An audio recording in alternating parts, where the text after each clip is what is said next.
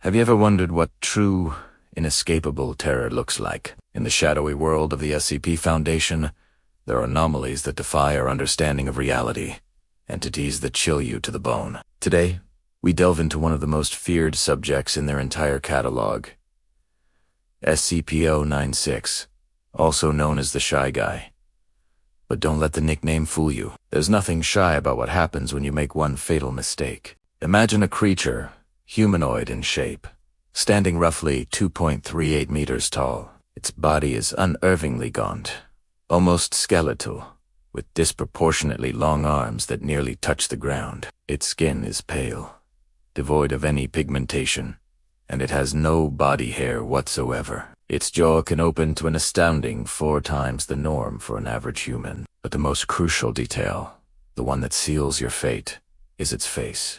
Most of the time, it's docile, spending its days pacing or weeping by a wall, covering its face with its long, bony hands. It wants to be left alone. It needs asterisk to be left alone, because the moment anyone, anywhere, sees its face, whether directly, in a photograph, or even on a single pixel in a video recording it, enters a state of catastrophic emotional distress. This is where the terror begins. Once its face is viewed, SCP-096 will scream, sob, and babble incoherently for 1 to 2 minutes. After that, it stops, and it starts running. It doesn't matter where you are. On the other side of the planet, hiding in the deepest submarine trench, it makes no difference. SCP-096 will run towards you, unerringly. It knows your location instinctively. Obstacles are meaningless. Walls, mountains, oceans it will tear through, climb over, or run across anything in its path, moving at speeds that have been clocked from 35 kilometers per hour to well over several hundred. Nothing has ever been recorded stopping it. The Foundation's earliest encounters with SCP-096 were chaotic and shrouded in mystery. Long before it was properly catalogued, whispers and fragmented reports trickled in from remote corners of the world. These weren't formal incident logs. They were more like ghost stories told by traumatized survivors. Picture a small mountain village in the Himalayas, where locals speak of a pale man of the peaks, a weeping specter whose sorrowful cries echo through the valleys. They warned travelers never to look upon its face, for to see it was to invite an unstoppable, screaming death. These were dismissed as folklore, local legends to scare tourists. But the disappearances were real. One of the first documented cases, the Foundation retrospectively linked to SCP-096, involved a group of experienced climbers attempting a new route on a treacherous mountain. They vanished without a trace. Weeks later, their camera was found half buried in the snow. Most of the photos were standard mountaineering shots. But a wide landscape picture, captured something odd in the background. A single, pale figure, just a few pixels on the screen. Days after the photo was developed and viewed by the search party coordinator, he was found in his office, which had been torn apart from the outside. The pattern of destruction was unlike anything seen before. Another early report came from a deep-sea research vessel in the northern Atlantic. The crew had been using a remote operated vehicle, an ROV, to explore the seabed. During their survey, the ROV's camera briefly panned across a strange, pale humanoid figure huddled among the rocks, thousands of feet below the surface. The crew on the ship, watching the live feed, were baffled. They rewound the footage, zoomed in. They saw its face. 2 minutes later, alarms blared across the vessel. Sonar detected an object moving towards them at an impossible speed from the direction of the anomaly. The ship was torn open like a tin can. There were no survivors. These disparate, terrifying events started to form a pattern. The Foundation's top researchers and task forces began connecting the dots. The weeping ghost, the unstoppable killer, the pale man. They were all the same entity. The trigger was consistent. Visual contact with its face. The result was also consistent. Total annihilation of the observer and anyone in the immediate vicinity. The challenge was immense. How do you contain something you can't look at? How do you capture a creature that can tear through solid steel and run at supersonic speeds? The mission to capture and contain SCP-096, codenamed Operation Shylock, was one of the most perilous in Foundation history. Mobile Task Force, Epsilon 11, the nine-tailed fox, was dispatched, but with a critical handicap. They couldn't see their target. They had to rely on sonar, motion detectors, and specially designed scrambled optics that would pixelate SCP-096's face in real time. The plan involved luring it into a trap. A D-class personnel, a condemned prisoner, was shown a photograph of SCP-096's face from a secure location miles away. As expected, SCP-096 entered its rage state and began its relentless pursuit. The task force tracked its approach, preparing a 5 by VVVVV meter cube made of reinforced lead-lined steel. As SCP-096 tore through the designated containment area, the trap was sprung. The cube, suspended by heavy-duty cranes, was dropped, encasing the creature. But it wasn't over. For the next several hours, the sounds from inside the cube were horrific. The screeching, the sound of metal being relentlessly clawed and battered. The cube buckled and warped, but it held. Barely. Eventually, the sound subsided. SCP-096 had exhausted itself and returned to its docile state. But the story doesn't end there. The containment of SCP-096 was just the beginning of the Foundation's nightmare with this entity. The sheer impossibility of scrubbing every image of its face from the world from old photographs, forgotten videotapes, even satellite imagery became a terrifying reality. The incident known as the 4 Pixels incident would later prove just how vulnerable the world truly is to this creature, and how one tiny mistake can lead to a cataclysmic containment breach with a staggering human cost. But that's a story for next time. And complex case file. Something that feels like it's been pulled straight from a classified archive. We're going to be dissecting the detailed documentation of a very peculiar phenomenon, exploring its unique abilities, behaviors, and inherent weaknesses. Grab your notebooks, because this is going to be an intricate exploration. Let's start with the containment protocols. The primary documentation specifies a multi-layered approach, which tells you right away we're dealing with something that easily managed. The subject, designated entity 734, is to be housed within a soundproofed, electromagnetically shielded chamber measuring 10 by 10 by 10 meters. The inner walls are coated with a specialized, non-reflective, light-absorbing polymer. Why? Because its primary abilities are tied to sensory input, specifically light and sound. The chamber is kept in a state of near-total sensory deprivation, with nutrient paste and water delivered through an automated, triple-sealed pneumatic tube system. No direct human interaction is permitted under any circumstances. All monitoring is conducted via thermal imaging and seismic sensors only. Standard video or audio feeds are strictly forbidden. Any breach of these protocols requires an immediate site-wide lockdown and the initiation of Protocol Chimera, which involves flooding the entire sector with a dense, non-toxic aerosol that refracts light unpredictably.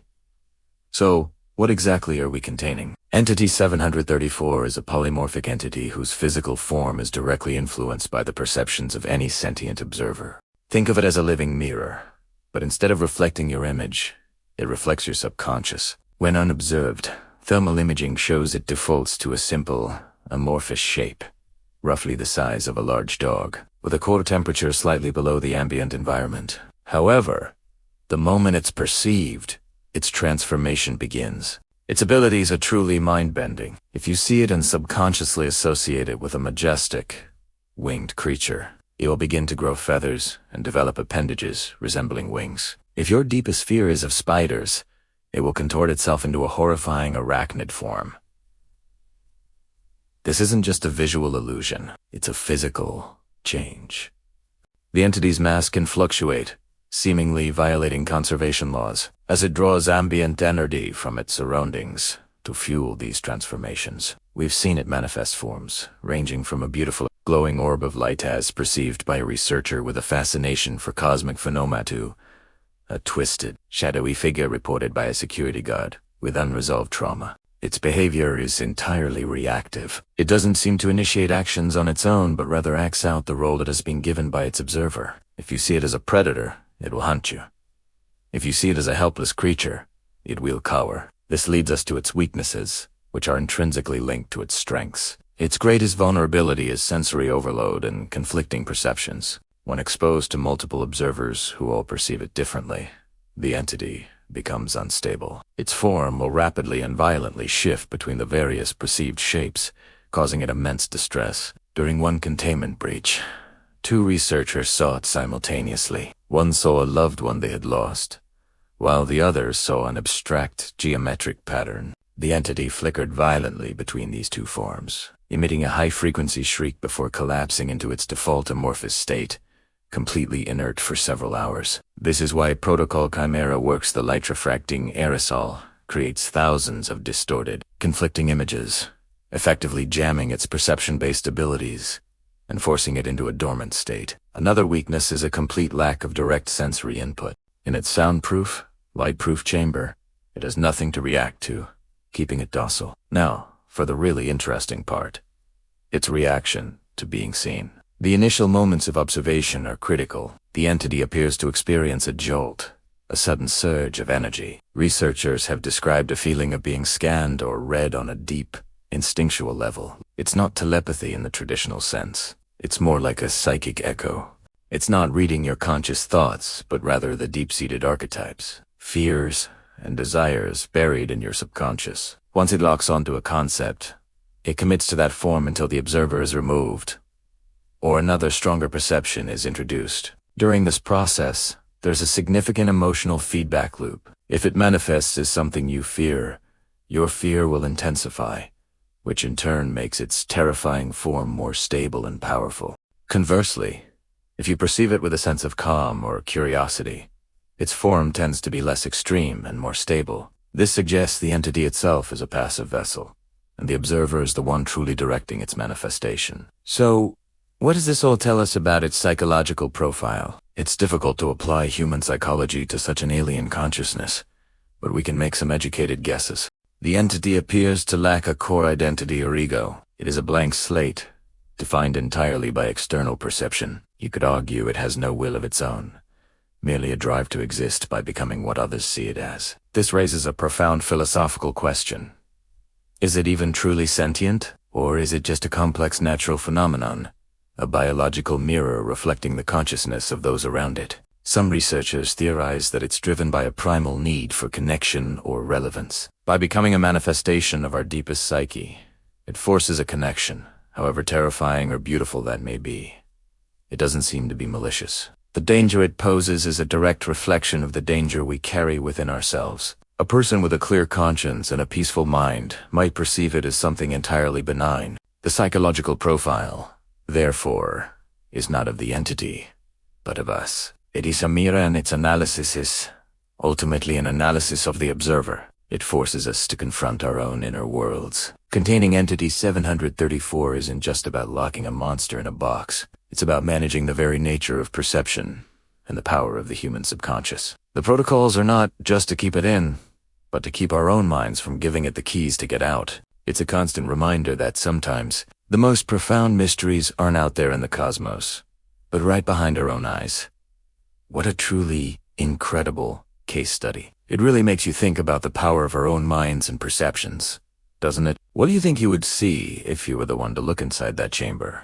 Have you ever heard a scream so terrifying that it freezes the blood in your veins? A wail that seems to echo from the deepest pits of despair. Today, we're redelving into the chilling records of one of the most infamous and feared entities contained by the SCP Foundation, SCP-096, infamously known as the Shy Guy. This isn't just a story. It's a chronicle of terror, compiled from official incident reports and survivor accounts that paint a truly horrifying picture. Our journey begins with Incident Report 96-1A, the foundational event that revealed the catastrophic nature of SCP-096's anomalous properties. It all started with a seemingly routine recovery mission. A containment team was dispatched to retrieve a specimen that had breached its initial containment. The team, led by a seasoned commander, was equipped with standard gear, but they were tragically unprepared for what they were about to face. The target was located in a remote, snow-covered mountain range. The team tracked it through the blizzard, their helmet cameras recording every tense moment. As they closed in, one of the operatives, through sheer bad luck, caught a glimpse of SCP-096's face on his monitor, a single, fleeting image. What followed was chaos. The audio logs capture a sudden, guttural scream, followed by the sound of tearing metal and panicked shouts. Within minutes, the entire squad was neutralized. The Foundation learned a brutal lesson that day.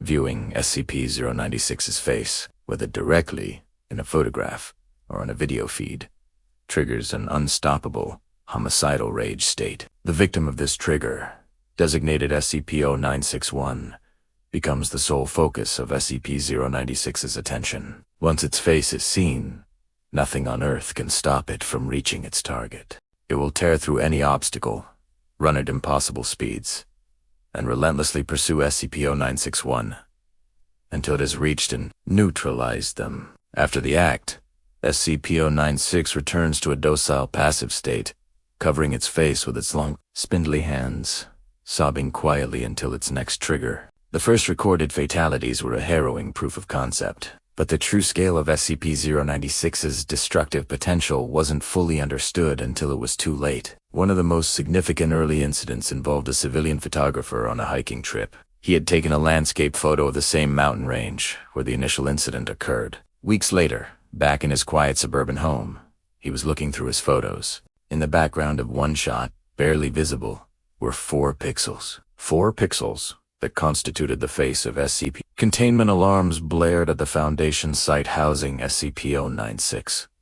It had breached containment, tearing through reinforced steel walls as if they were paper. The Foundation tracked its trajectory, a perfectly straight line heading directly for the photographer's town. The sheer speed was unbelievable, covering hundreds of miles in just a few hours. A specialized task force, Mobile Task Force, Epsilon Rim, the Shy Guys, was scrambled to intercept. Their mission was simple, in theory, impossible in practice: intercept SCP-096 and prevent it from reaching a populated area. The ensuing engagement was a catastrophe. The task force, equipped with the most advanced weaponry the Foundation could muster, was utterly ineffective. Bullets, explosives, nothing could even slow it down. It tore through their ranks, single-mindedly focused on its one goal. The after-action reports are grim reading, detailing the loss of highly trained personnel in a futile attempt to halt the inevitable.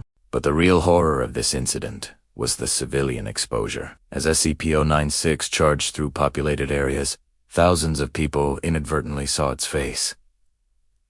The chain reaction had begun. The Foundation was now facing a cascading containment failure of unprecedented scale. Entity. After reaching and eliminating its initial target, the photographer immediately turned and began sprinting towards its next victim, someone who had seen its face during the chase, and then the next, and the next. This is what the Foundation refers to as a cascade event. Every person who sees SCP-096's face becomes a new target, and every attempt to stop it creates more witnesses, more targets. It's a self-propagating nightmare. The Foundation had to resort to extreme measures. They initiated a media blackout, creating cover stories of gas leaks, chemical spills, and terrorist attacks to explain the widespread destruction and disappearances. Specialized teams were deployed with amnestics memory-wiping agents to erase the event from the minds of any surviving witnesses. It was a massive, costly operation, a desperate attempt to put the genie back in the bottle. One declassified interview with a survivor, a motorist caught on the highway during the breach, provides a chilling first-hand account. He describes seeing a pale, screaming thing running faster than any car, an image that was seared into his memory before Foundation agents found him.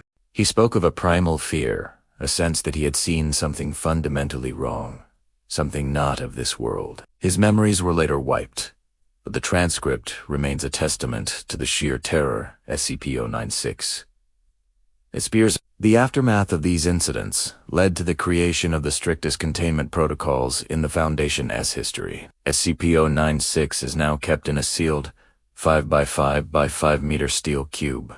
No surveillance cameras, no optical devices, and no personnel are ever to view SCP-096 directly. Any and all images of its face have been digitally scrubbed from all records, a process overseen by a specialized AI to prevent human exposure. The cost of a single mistake is simply too high. The story of SCP-096 serves as a stark reminder. of the world, the SCP Foundation operates in a world filled with entities that defy logic, physics, and our very understanding of life and death. It's a story of how a single glance, a fleeting moment of bad luck, can unleash a force of unstoppable destruction. The Shy Guy remains one of the Foundation's greatest failures and its most terrifying prisoners. A silent, sobbing figure locked away from the world, waiting for the one mistake that could trigger the end. Have you ever wondered what lies behind the story of SCP-096, the Shy Guy? This creature, known for its extreme, violent reaction to being seen, is one of the most infamous anomalies in the Foundation's database. But is it just an isolated monster, or is it part of a much larger, more terrifying puzzle? Today, we're diving deep into the web of connections, theories, and mysteries that surround SCP-096, exploring its potential origins and its place in the vast, secretive history of the SCP Foundation. Let's start by looking at its known interactions. While SCP-096 is typically kept in strict isolation, there have been a few critical cross-tests and incidents that give us a glimpse into its nature. One of the most famous is the incident involving SCP-173, the sculpture. The Foundation, in a desperate attempt to find a way to terminate 096, placed it in a chamber with 173. The logic was simple. 173 is an unstoppable killing machine that only moves when unobserved. SCP-096, on the other hand, only becomes aggressive when it is observed. What would happen when an unstoppable force met an immovable object? The result was a stalemate. As long as personnel were watching, 173 remained still. But the moment they looked away, 173 would have moved to attack. However, no one dared to look at 096's face. The experiment ultimately failed to produce a termination method. It did, however, demonstrate a fascinating hierarchy of anomalous properties. It seems the direct, visual trigger of SCP-096 takes precedence, preventing any other anomalous effect from being safely initiated in its presence. This interaction highlights just how uniquely dangerous 096 is. Even other Keter-class objects and seem to get the upper hand, but the connections don't stop there. Some theories connect SCP-096 to more abstract or powerful entities. Consider SCP-343, the entity that claims to be God. SCP-343 is a reality bender of immense power, seemingly capable of altering the universe at will. Could A, being like SCP-096, be a creation of 343? Perhaps a flawed or forgotten angel, or a punishment cast down upon humanity? If 343 is truly the creator of the universe, then it stands to reason that it could also be the architect of its monsters. TDA that 96 is a divine punishment for the sin of looking upon the forbidden has a certain mythological weight to it. This leads us directly into the theories about its origin. Where did this thing come from? The theories are as varied as they are terrifying. One popular school of thought suggests a mythological origin. Throughout human history, myths and legends have warned of creatures that bring doom to those who gaze upon them. Think of Medusa from Greek mythology, whose gaze turned men to stone, or the basilisk, a serpent king that could kill with a single glance. Is it possible that SCP-096 is the modern-day incarnation of these ancient fears? A creature that has existed for centuries, with its story being passed down and distorted through folklore. Its pale, gaunt appearance even evokes images of ghouls or wendigos from various legends, beings associated with starvation and cannibalism. Then there's the biological or evolutionary theory. Could SCP-096 be a highly divergent branch of human evolution? A species that evolved in complete isolation, perhaps in deep caves, or another environment with no light. In such a scenario, the development of sight would be unnecessary. Its primary sense might be something we don't fully understand. Its violent reaction to being seen could be an extreme, instinctual defense mechanism to a creature that has never known light or observation. The act of being perceived by another consciousness might be the equivalent of an excruciating physical assault. Its incredible speed and strength would then be predatory adaptations, making it an apex predator in its native, dark environment.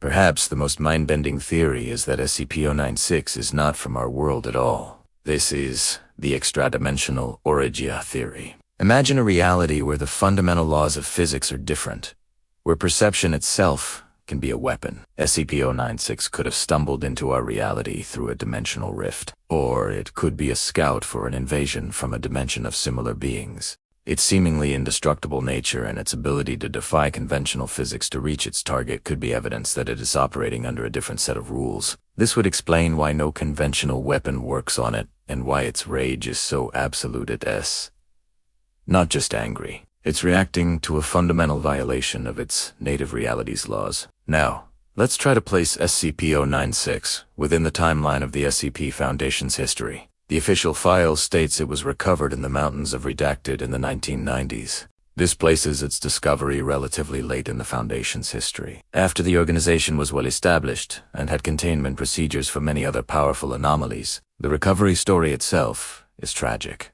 It was discovered after a series of disappearances in the region. The first image of its face was accidentally captured by an amateur photographer. The subsequent rampage resulted in the deaths of the recovery team and countless civilians, an event known as Incident 96-1A. This incident was a brutal lesson for the Foundation. At the time, they had dealt with dangerous entities, but few had a trigger so simple and a reach so global. The fact that a single photograph could initiate a containment breach on the other side of the world was a new kind of threat. This event likely spurred massive advancements in the Foundation's information control protocols. It led to the development of image-scrubbing AI, like the Foundation's scramble gear, and reinforced the doctrine of secure, contain, protect with a new sense of urgency regarding digital and visual information. SCP-096's discovery marks a turning point, representing the shift from containing physical monsters in a box to containing information itself. In the early days, the Foundation worried about creatures breaking out of their cells. With 096, they learned that a single pixel on a screen could be just as deadly. It's a modern monster for a modern age. Furthermore, the ongoing debate within the Foundation about terminating SCP-096 is a major part of its story. The O5 Council, the highest authority in the Foundation, is split on the issue. Some argue that the risk of an accidental viewing in a subsequent global rampage is too great, and that termination is the only responsible option. Others argue that the Foundation's primary mission is to contain, not destroy, and that killing 96 would be a violation of their core principles. They also point out that they haven't found a reliable way to do it, and a failed attempt could make things much, much worse. This internal conflict places SCP-096 at the heart of the Foundation's ethical and philosophical struggles. It forces them to ask, when does protection become too dangerous? Is it right to destroy one anomaly to protect humanity, even if it goes against everything they stand for? This debate has likely been raging since its discovery, and continues to this day, making SCP-096 not just a monster to be contained, but a symbol of the Foundation's own moral crisis. So, when we look at SCP-096, we see more than just a monster. We see a nexus of connections to other, powerful SCP, a subject of fascinating and terrifying origin theories, and a catalyst for change within the SCP Foundation itself. It is a mythological echo, a biological puzzle, and a dimensional horror all rolled into one. It represents the ultimate failure of containment, not a physical breach, but a perceptual one. The very act of knowing it, of seeing it, is what unleashes its horror. It is a perfect, self-contained story of terror that continues to captivate and frighten us.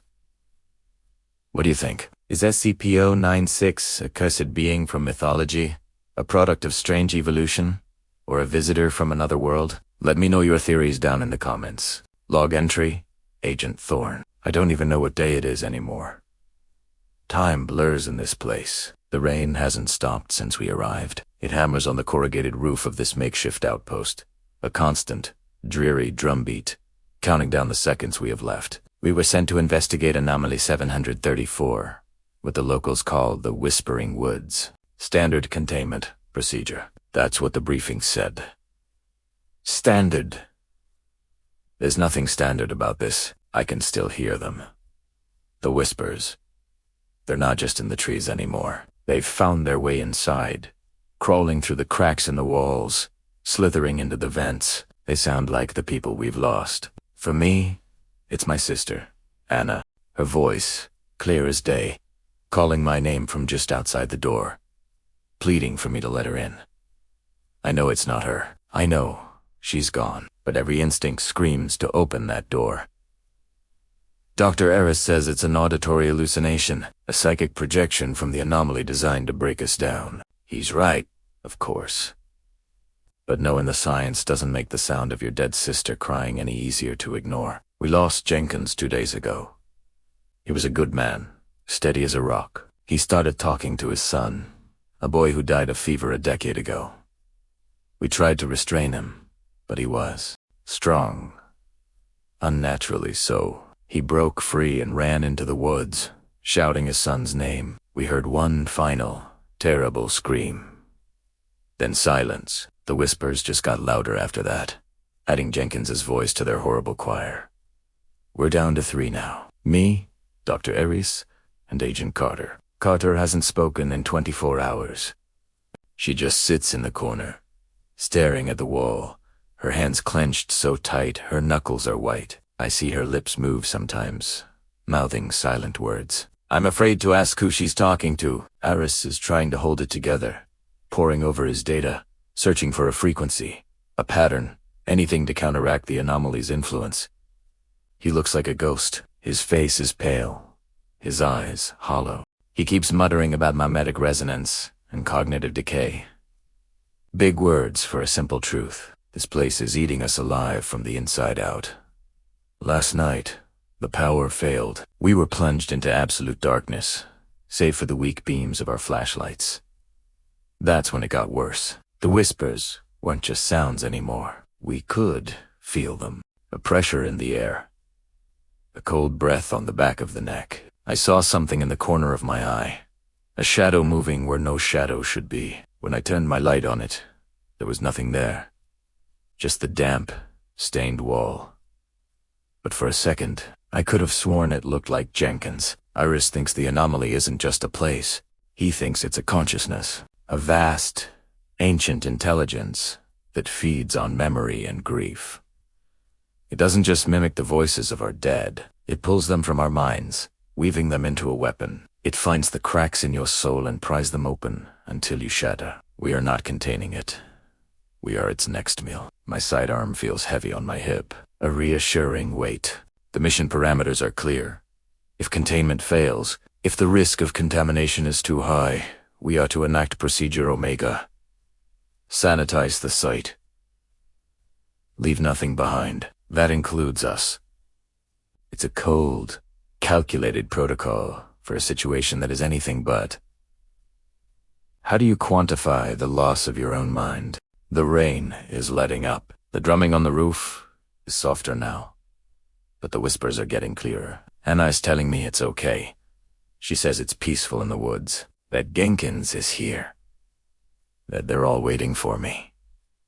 Carter just stood up. She's walking towards the door, a serene smile on her face. Eris is shouting at her, trying to reason with her, but it's like she can't hear him. Her eyes are unfocused, distant. She's reaching for the handle. I have to make a choice. Follow the protocol, or follow the whispers. Eris is looking at me, his eyes wide with terror and a silent plea. He knows what I have to do. He knows what Procedure Omega means. Carter! As the door opened now, a thick, white fog is rolling in from the woods, carrying the scent of damp earth and something else, something sweet. Like decaying flowers. The whispers are a symphony now, calling my name. All of them. Log entry. Agent Thorne. Final entry. The anomaly isn't in the woods. It's in us. It was always in us. The containment has failed. I can see Anna now. She's standing in the fog, smiling, holding her hand out to me. She looks so beautiful, so real. Procedure Omega is authorized. May God forgive us. No. There is no forgiveness here. There is only the whispering. What if the stories we tell weren't just stories? What if one of the most terrifying creatures from the SCP Foundation containment files was actually out there, living among us? Today, we're diving deep into a chilling thought experiment. What if SCP-096, the shy guy, was real? For those who might be new here, SCP-096 is a humanoid creature, about 2.38 meters tall. It's normally docile, but it has one terrifying trigger. If anyone, anywhere, sees its face, whether directly in a photograph, a video, or even a single artistic rendering, it enters an unstoppable rage. It will hunt down the person who saw its face, no matter where they are on the planet. And, well, it won't be pretty. Once its target is eliminated, it becomes docile again. Now, imagine this creature existing in our world of 8 billion people, nearly all of whom carry a high-definition camera in their pocket. A world of social media, 24/7 news cycles, and satellite imagery that can zoom in from space. The very concept of SCP-096 is fundamentally incompatible with modern human society. Think about it. The first encounter would be catastrophic. A hiker in the remote Andes, a researcher in the Siberian tundra, or maybe just someone exploring an abandoned building stumbles upon it. They snap a photo. Weird, lanky person out here. They might think. They post it online, go es viral. Maybe it starts on a small forum, then gets picked up by a larger news aggregator, then a major network. Within hours, maybe minutes, millions of people would have seen its face. And then the chaos begins. SCP-096 would start its rampage. But who would be its first target? The original photographer, the first person to share it. Does it go in chronological order? The SCP lore suggests it goes after Asterisk, everyone Asterisk who has seen its face. Imagine a single entity trying to simultaneously hunt down millions of people scattered across the globe. It would be an extinctional level event, but not in the way we usually imagine. It wouldn't be a sudden asteroid or a nuclear winter. It would be a slow, creeping, unstoppable horror, a relentless monster, moving at incredible speeds, tearing through cities, crossing oceans, unstoppable by any conventional military force. The Foundation S-files say that nothing they've tried, from heavy machine gun fire to anti-tank weaponry, can even slow it down. Our governments would be powerless. How do you fight an enemy you can't look at?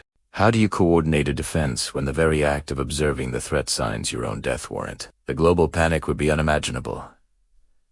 Information would become poison. News channels would have to stop broadcasting images. The internet would become a minefield. Looking at your phone could be a death sentence. This scenario forces us to confront some heavy moral questions. If a global organization like the SCP Foundation existed, their actions containing these anomalies, hiding them from the public, sometimes at great human cost, suddenly don't seem so monstrous, do they?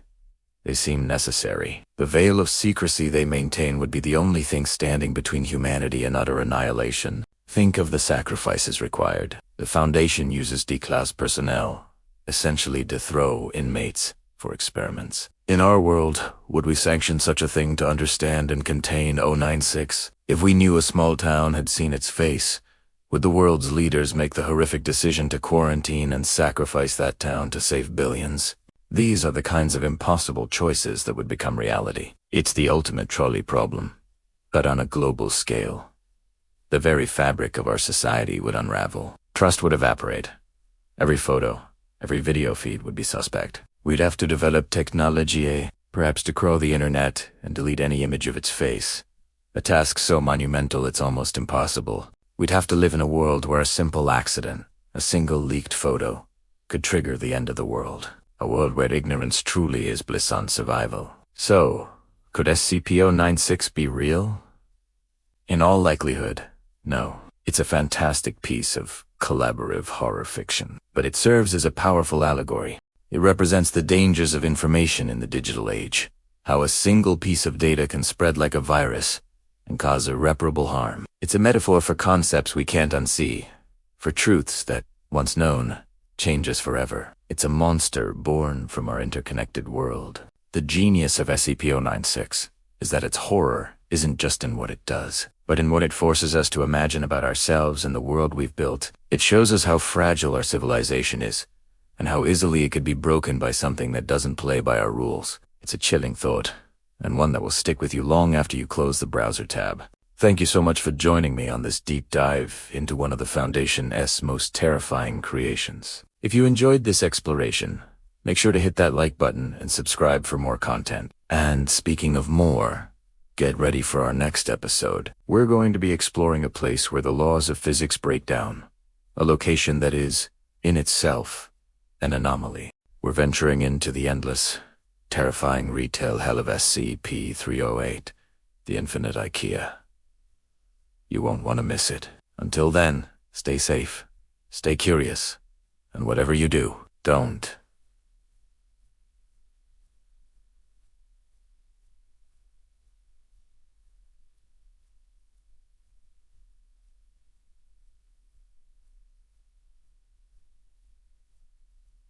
live.